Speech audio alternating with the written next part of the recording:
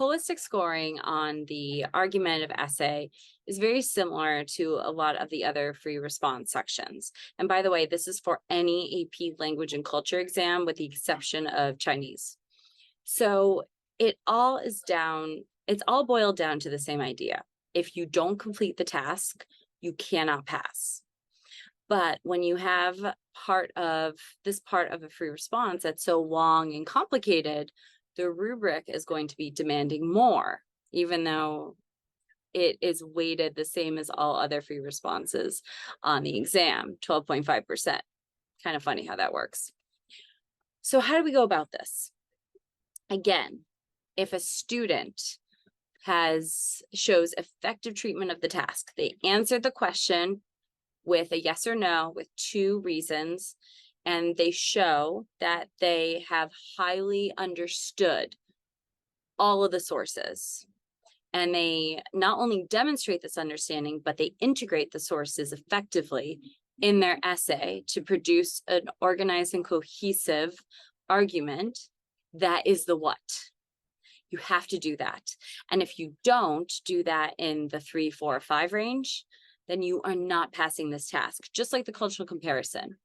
Because if you don't complete the task, you cannot pass. So you could write really well, and it doesn't matter if you didn't stick to the topic. So the topic is always the question that they ask you in the prompt, and you're answering yes or no using two reasons that are displayed in the 3 sources. And not every source is going to align perfectly with your argument, but they are going to have some wiggle room so you can produce some cohesive arguments, even if the source mostly goes against the argument that you are trying to construct. Now, again, you have to use all 3 within your 2 reasons. You have to show that you've understood all 3. You cannot quote. You cannot quote. You have to paraphrase. Quoting is huge. Okay, you cannot do that. It's a huge no-no. Absolutely do not do that. And then once you do all that and you're cohesive, meaning it's organized, introduction with your thesis statement at the end. First body paragraph is the first reason, the statement with a couple of the sources, integrated but paraphrased, and telling which source according to the source or whatnot. Then the second argument in the thesis statement is the second body paragraph, and then a conclusion. Does it have to be that regimented?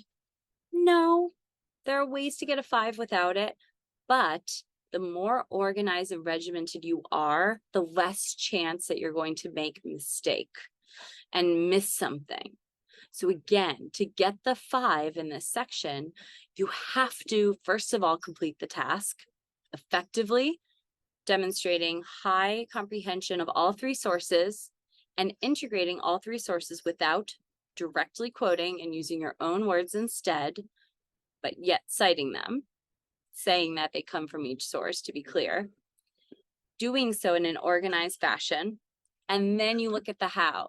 Is there a good control of grammar, accuracy and variety of vocabulary? The errors, are they impeding comprehension? And are you using some complex structures?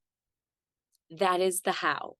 So again, if you do everything strongly in the what, you are a candidate for a 5.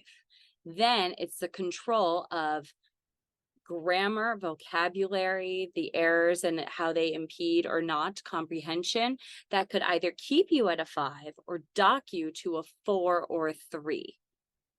That is holistic scoring. And then again, if you're not getting all of that what in the 5, then you're most likely not going to get a 5. You might get a 4. It depends. But to get a 5, you need to be a contender for a 5. The what has to be a 5.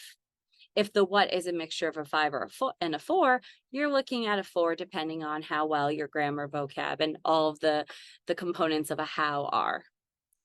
That is holistic scoring with the argumentative essay.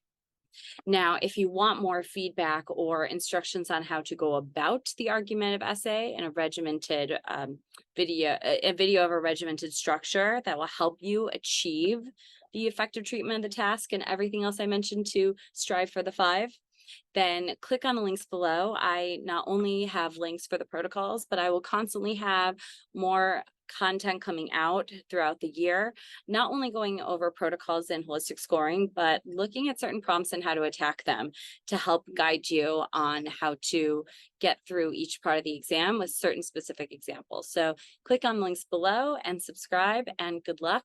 Hopefully these videos will help you get success on the test.